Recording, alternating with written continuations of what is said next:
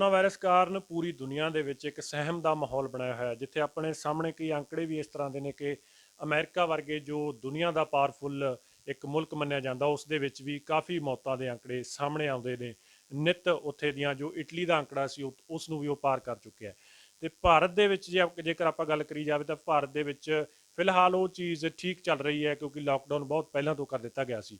ਪਰ ਕਈ ਜੇਕਰ ਆਪਾਂ ਮੈਂ ਵੈਕਸੀਨ ਦੀ ਗੱਲ ਕਰਨਾ ਪਹਿਲਾਂ, ਤਾਂ ਵੈਕਸੀਨ ਇਸ ਦਾ ਨਹੀਂ ਬਣਿਆ, ਪਰ ਫਿਰ ਵੀ ਕਈ ਇਸ ਤਰ੍ਹਾਂ ਦੇ ਡਾਕਟਰ ਨੇ, ਕਈ ਹਕੀਮ ਨੇ ਜੋ ਬਹੁਤ, ਤੁਸੀਂ ਵੀ ਸੋਸ਼ਲ ਮੀਡੀਆ ਤੇ ਦੇਖਦੇ ਹੋ, ਜੋ ਦਾਅਵਾ ਜ਼ਰੂਰ ਕਰਦੇ ਨੇ ਕਿ ਇਸ ਦਾ 100% ਇਲਾਜ ਹੈ।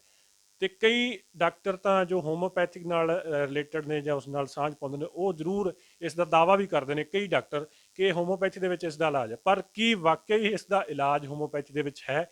ਇਸ ਬਾਰੇ ਮੇਰੇ ਨਾਲ ਗੱਲ ਕਰਨਗੇ ਡਾਕਟਰ ਦਵਿੰਦਰ ਸਿੰਘ, ਜੋ ਹੋਮੋਪੈਥ ਸਪੈਸ਼ਲਿਸਟ ਨੇ। ਉਹਨਾਂ ਨਾਲ ਆਪਾਂ ਗੱਲ ਕਰਾਂਗੇ ਤੇ ਸ਼ੰਕਾ ਜ਼ਰੂਰ ਦੂਰ ਕਰਾਂਗੇ ਕਿ ਵਾਕਈ ਕਰੋਨਾ ਵਾਇਰਸ ਦਾ ਇਲਾਜ ਹੋਮੋਪੈਥੀ ਦੇ ਵਿੱਚ ਹੈ, ਜਾਂ ਇਸ ਦੇ ਨਾਲ ਆਪਾਂ ਆਪਣੇ ਇਮਿਊਨ ਸਿਸਟਮ ਨੂੰ ਜਾਂ ਆਪਾਂ ਇੱਕ ਹੋਰ ਤੰਦਰੁਸਤ ਰਹਿ ਸਕਦੇ ਹਾਂ। ਡਾਕਟਰ ਸਾਹਿਬ, ਬਹੁਤ ਬਹੁਤ ਸਵਾਗਤ ਹੈ ਤੁਹਾਡਾ। ਡਾਕਟਰ ਸਾਹਿਬ, ਸਭ ਤੋਂ ਪਹਿਲਾਂ ਮੇਰਾ ਸਵਾਲ ਇਹੀ ਹੈ ਕਿ ਕੀ ਕਰੋਨਾ ਵਾਇਰਸ ਦਾ ਹੋਮੋਪੈਥੀ ਦੇ ਵਿੱਚ ਇਲਾਜ ਹੈ? ਦੇਖੋ, ਇਸ ਟਾਈਮ ਤੇ ਕਈ ਹੋਮੋਪੈਥੀ ਡਾਕਟਰ ਜਾਂ ਕਈ ਹੋਰ ਵੀ ਆਯੂਸ਼ ਪੱਧਤੀ ਨਾਲ ਸੰਬੰਧਿਤ ਡਾਕਟਰ ਇਹ ਵਾਲੀ ਗੱਲ ਦਾ ਦਾਅਵਾ ਕਰ ਰਹੇ ਹਨ ਕਿ ਹੋਮੋਪੈਥੀ 'ਚ ਇਸ ਦਾ ਜਾਂ ਹੋਰ ਆਯੂਸ਼ ਪੱਧਤੀ ਨਾਲ ਰਿਲੇਟਡ ਚੀਜ਼ਾਂ ਨਾਲ ਇਹਦਾ ਇਲਾਜ ਸੰਭਵ ਹੈ।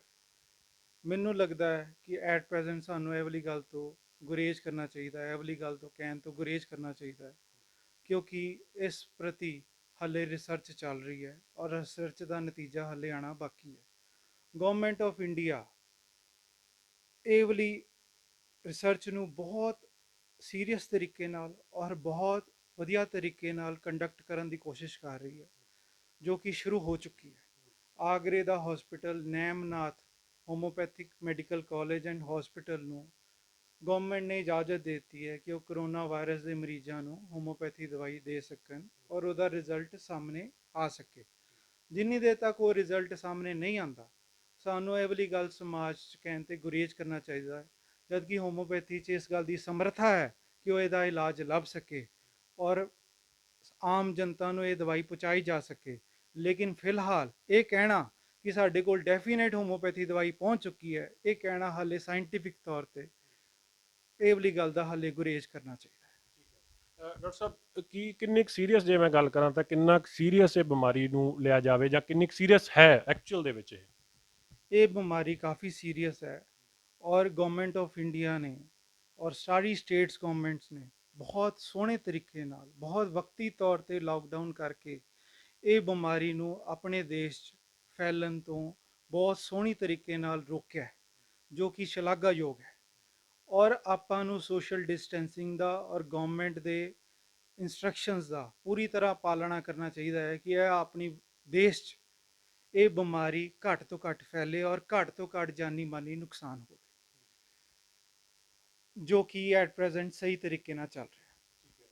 ਅੱਛਾ ਡਾਕਟਰ ਸਾਹਿਬ, ਜੇਕਰ ਮੈਂ ਗੱਲ ਕਰਾਂ ਇਸ ਬਿਮਾਰੀ ਦੇ ਰਿਲੇਟਡ, ਕਿ ਹੋਮੋਪੈਥੀ ਦੇ ਵਿੱਚ, ਚਲੋ ਤੁਸੀਂ ਇਹ ਕਿਹਾ ਕਿ ਹਜੇ ਤੱਕ ਜੋ ਬਹੁਤ ਦਾਅਵਾ ਵੀ ਕਰ ਰਹੇ ਨੇ, ਪਰ ਇਹਦਾ ਇਲਾਜ ਆਪਾਂ ਨਹੀਂ ਕਹਿ ਸਕਦੇ ਕਿ ਫੁੱਲੀ ਆਇਆ, ਕਹਿਣਾ ਵੀ ਨਹੀਂ ਚਾਹੀਦਾ। ਪਰ ਜੇਕਰ ਮੈਂ ਗੱਲ ਕਰਾਂ ਤਾਂ ਹੋਮੋਪੈਥੀ ਨਾਲ ਫਾਇਦਾ ਕੀ ਹੋਏਗਾ? ਕਿਉਂਕਿ ਬਹੁਤ ਸਾਰੇ ਡਾਕਟਰ ਇਹ ਕਹਿ ਰਹੇ ਨੇ ਤੁਸੀਂ ਹੋਮੋਪੈਥੀ ਦਵਾਈ ਲੈਣਾ ਸ਼ੁਰੂ ਕਰੋ। ਇੱਕ ਆਮ ਇਨਸਾਨ ਨੂੰ, ਜਿਸ ਨੂੰ ਕੋਰੋਨਾ ਵਾਇਰਸ ਨਹੀਂ ਵੀ ਹੋਇਆ, ਉਸ ਨੂੰ ਇਹ ਫਾਇਦਾ ਕੀ ਹੋਏਗਾ ਇਸ ਹੋਮੋਪੈਥੀ ਦਾ? ਇਹ ਗੱਲ ਕਹਿਣੀ ਬਿਲਕੁਲ ਜਾਇਜ਼ ਹੈ, ਕਿਉਂਕਿ ਹੋਮੋਪੈਥੀ ਦਵਾਈ ਸ਼ੁਰੂ ਤੋਂ ਹੀ ਇਮਿਊਨ ਸਿਸਟਮ ਨੂੰ ਬੂਸਟ ਕਰਨ 'ਚ ਸਹਾਇਕ ਹੈ, ਜੋ ਕਿ ਹਰ ਬਿਮਾਰੀ 'ਚ ਪੋਸੀਬਲ ਹੈ। ਇਸ ਬਿਮਾਰੀ ਜੋ ਕਿ ਵਾਇਰਲ ਡਿਜ਼ੀਜ਼ ਹੈ, ਉਹਦੇ 'ਚ ਵੀ ਹੋਮੋਪੈਥੀ ਦਵਾਈ ਜ਼ਰੂਰ ਤੁਹਾਡੇ 'ਚ ਇਮਿਊਨ ਸਿਸਟਮ 'ਚ ਸ਼ਕਤੀ ਪੈਦਾ ਕਰੇਗੀ। ਔਰ ਇਹ ਵਾਲੀ ਗੱਲ ਦਾ ਰਿਸਰਚ ਔਰ ਇਹ ਵਾਲੀ ਗੱਲ ਦਾ ਦਾਅਵਾ AYUSH department government of India ਵੀ ਕਰ ਚੁੱਕੀ ਹੈ। ਉਹਨਾਂ ਨੇ 29 ਜਨਵਰੀ 2020 ਦੇ ਸਰਕੂਲਰ 'ਚ ਕਿਹਾ ਹੋਇਆ ਹੈ ਕਿ ਹੋਮੋਪੈਥੀ ਦਵਾਈ ਆਰਸੈਨਿਕਮ ਐਲਬਮ 30 ਜ਼ਰੂਰ ਲੈਣੀ ਚਾਹੀਦੀ ਹੈ, ਜਿਹਦੇ ਨਾਲ ਆਪਣਾ ਇਮਿਊਨ ਸਿਸਟਮ ਉੱਚਾ ਹੋਏ ਔਰ ਆਪਾਂ ਨੂੰ ਜੇ ਵਾਇਰਸ ਆ ਵੀ ਜਾਂਦਾ ਆਪਣੇ ਸਰੀਰ 'ਚ ਤਾਂ ਉਹਦਾ ਘੱਟ ਤੋਂ ਘੱਟ ਨੁਕਸਾਨ ਹੋਏ।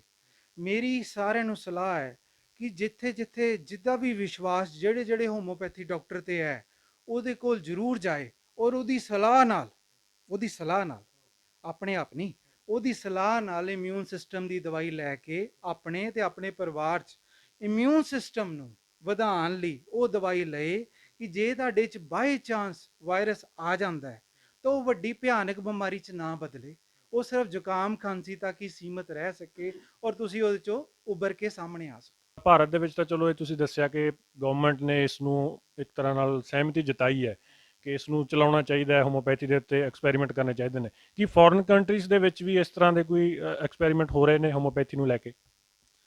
ਫੋਰਨ ਕੰਟਰੀ 'ਚ ਓਫੀਸ਼ੀਅਲ ਤੌਰ ਤੇ ਸਾਡੇ ਕੋਲ ਕੋਈ ਡਾਟਾ ਨਹੀਂ ਆਇਆ, ਲੇਕਿਨ ਕੁਝ ਇੰਡੀਵਿਜੂਅਲ ਡਾਕਟਰਸ ਜਿਹੜੇ ਕਿ ਬਹੁਤ ਹਾਈ ਲੈਵਲ ਦੇ ਹੈ, ਉਹ ਆਪਣੇ ਮਰੀਜ਼ਾਂ ਤੇ ਇਹ ਵਾਲੀ ਗੱਲ ਦੀ ਰਿਸਰਚ ਜ਼ਰੂਰ ਕਰ ਰਹੇ ਹੈ ਕਿ ਜਿਨ੍ਹਾਂ ਨੂੰ ਬਹੁਤ ਕੋਵਿਡ ਪੋਜ਼ਿਟਿਵ ਪੇਸ਼ੈਂਟ ਤਾਂ ਹੈ ਲੇਕਿਨ ਉਹਨਾਂ ਨੂੰ ਹਲੇ ਸੀਰੀਅਸ ਡਿਜ਼ੀਜ਼ ਨਹੀਂ ਹੋਈ, ਨਿਮੋਨੀਆ ਤੱਕ ਨਹੀਂ ਪਹੁੰਚੀ, ਉਹ ਹਲੇ ਹਸਪੀਟਲ ਤੱਕ ਨਹੀਂ ਪਹੁੰਚੇ, ਉਹ ਹਲੇ ਆਪਣੇ ਘਰਾਂ 'ਚ ਹੀ ਹੈ ਔਰ ਗਵਰਨਮੈਂਟ ਨੇ ਉਹਨਾਂ ਨੂੰ ਇਨਸਟਰਕਸ਼ਨਸ ਦਿੱਤੀ ਹੈ ਕਿ ਉਹ ਘਰ 'ਚ ਹੀ ਰਹਿਣ।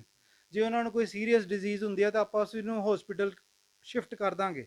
ਉਸ ਮਰੀਜ਼ਾਂ 'ਚ ਹੋਮੋਪੈਥੀ ਦਵਾਈ ਦਿੱਤੀ ਜਾ ਰਹੀ ਹੈ ਜਿਹੜੇ ਸਿਰਫ ਹਲੇ ਪੋਜ਼ਿਟਿਵ ਹੋਏ ਹੈ ਲੇਕਿਨ ਸਿੰਪਟਮ ਨਹੀਂ ਜਨਰੇਟ ਕਰ ਰਹੇ, ਉਹਨਾਂ 'ਚ ਅੱਛਾ ਨਤੀਜਾ ਆ ਰਿਹਾ ਹੈ।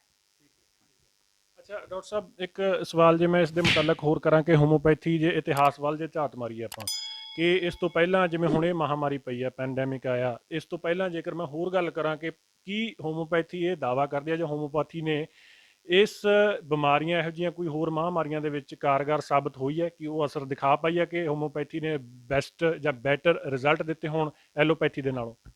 ਇਹ ਵਾਲੀ ਗੱਲ ਦਾ ਡਾਟਾ ਸਾਡੇ ਕੋਲ ਅਵੇਲੇਬਲ ਹੈ ਕਿ ਹੋਮੋਪੈਥੀ ਦਵਾਈ ਸਪੈਨਿਸ਼ ਫਲੂ 'ਚ ਬਹੁਤ ਕਾਮਯਾਬ ਹੋਈ।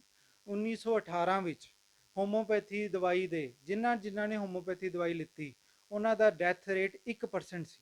1% ਦਾ ਮਤਲਬ ਜੇ ਆਪਾਂ ਪੰਜਾਬੀ 'ਚ ਗੱਲ ਕਰੀਏ ਕਿ ਜੇ 100 ਬੰਦਿਆਂ ਨੇ ਹੋਮੋਪੈਥੀ ਦਵਾਈ ਲਿੱਤੀ ਤਾਂ ਉਹਦੇ 'ਚੋਂ ਇੱਕ ਬੰਦਾ ਹੀ ਮਰਿਆ, ਜੋ ਕਿ ਕਾਫੀ ਅੱਛਾ ਸਕੋਰ ਹੈ ਹੋਮੋਪੈਥੀ ਦਵਾਈ ਦਾ। ਕੀ ਇਸ ਦਾ ਹੋਮੋਪੈਥੀ ਦਾ ਆਮ ਲੋਕ ਕਿਵੇਂ ਇਸ ਦੇ ਉੱਤੇ ਭਰੋਸਾ ਜਤਾਉਣ? ਕੀ ਉਹਨਾਂ ਨੂੰ ਲੈਣੀ ਚਾਹੀਦੀ ਹੈ ਕਿ ਮੇਰੇ ਵਰਗੇ ਇਨਸਾਨ ਨੂੰ, ਜਾਂ ਫਿਰ ਤੁਸੀਂ ਹੋ ਇੱਕ ਰਿਸ਼ਟ ਪੁਸ਼ਟ ਇਨਸਾਨ ਆਪਣੇ ਆਪ ਨੂੰ ਜੋ ਲੱਗਦਾ ਵੀ ਹੈ ਮੈਂ ਠੀਕ ਹਾਂ, ਕਿ ਉਹਨਾਂ ਨੂੰ ਵੀ ਹੋਮੋਪੈਥੀ ਵੱਲ ਵਧਣਾ ਚਾਹੀਦਾ ਤਾਂ ਜੋ ਕਰੋਨਾ ਵਾਇਰਸ ਜਿਹੀ ਜੋ ਵਾਇਰਸ ਹੈ ਕਿ ਇਸ ਤੋਂ ਬਚਿਆ ਜਾ ਸਕੇ? ਉਹਨਾਂ ਲਈ ਕੀ ਸਲਾਹ ਵੀ ਕੀ ਹੈ ਤੁਹਾਡੀ ਉਹ ਇੱਕ ਐਜ਼ ਅ ਡਾਕਟਰ?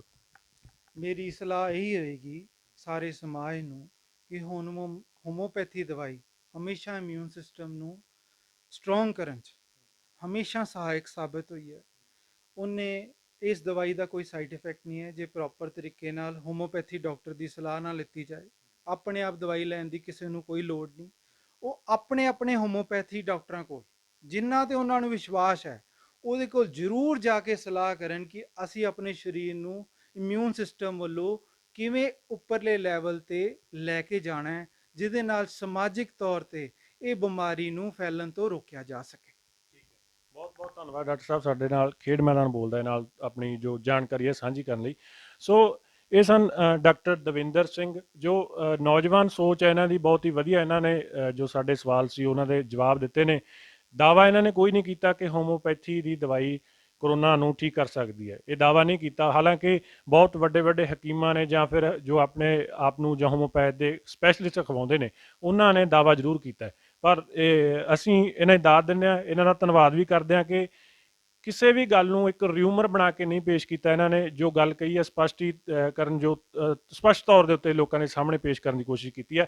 ਤੇ ਅਸੀਂ ਵੀ ਇਹ ਸਾਡੇ ਜੋ ਵਿਊਅਰਸ ਸਾਨੂੰ ਦੇਖ ਰਹੇ ਨੇ, ਅਸੀਂ ਉਹਨਾਂ ਨੂੰ ਇਹ ਜ਼ਰੂਰ ਅਪੀਲ ਕਰਾਂਗੇ ਕਿ ਆਪੋ ਆਪਣੇ ਘਰਾਂ ਦੇ ਵਿੱਚ ਰਹਿਣ ਤੇ ਹੋ ਸਕਦਾ ਹੋਇਆ ਤਾਂ ਆਪੋ ਆਪਣੇ ਡਾਕਟਰ ਤੋਂ, ਜਿਵੇਂ ਡਾਕਟਰ ਸਾਹਿਬ ਨੇ ਕਿਹਾ ਕਿ ਆਪੋ ਆਪਣੇ ਡਾਕਟਰ ਤੋਂ ਸਲਾਹ ਦੇ ਨਾਲ ਹੋਮੋਪੈਥੀ ਦੀ ਦਵਾਈ ਲੈਣਾ ਜ਼ਰੂਰ ਸ਼ੁਰੂ ਕਰ ਦੇਣ, ਕਿਉਂਕਿ ਇਹ ਅਸਰ ਤੁਹਾਡੇ ਇਮਿਊਨ ਸਿਸਟਮ 'ਤੇ ਕਰੇਗੀ। ਤਾਂ ਜੋ ਤੁਸੀਂ ਅਗਰ ਕਰੋਨਾ ਵਰਗੀ ਜੋ ਭਿਆਨਕ ਬਿਮਾਰੀ ਨਾਲ ਕੋਈ ਗ੍ਰਸਤ ਵੀ ਹੈ ਪੇਸ਼ੈਂਟ, ਉਸ ਦੇ ਸੰਪਰਕ 'ਚ ਵੀ ਆਉਂਦੇ ਹੋ ਤਾਂ ਇਹ ਤੁਹਾਨੂੰ ਕੋਈ ਵੀ ਨੇੜਿਓਂ ਵੀ ਛੂ ਨਾ ਸਕੇ। ਸੋ ਇੰਨਾ ਹੀ। ਮੈਨੂੰ ਯਾਦਵਿੰਦਰ ਸਿੰਘ ਤੂਰ ਨੂੰ ਦਿਓ ਇਜਾਜ਼ਤ। ਨੈਕਸਟ ਕਿਸੇ ਹੋਰ ਸ਼ਖਸੀਅਤ ਨੂੰ ਮੈਂ ਜਲਦੀ ਲੈ ਕੇ ਹਾਜ਼ਰ ਹੋਊਂਗਾ। ਧੰਨਵਾਦ।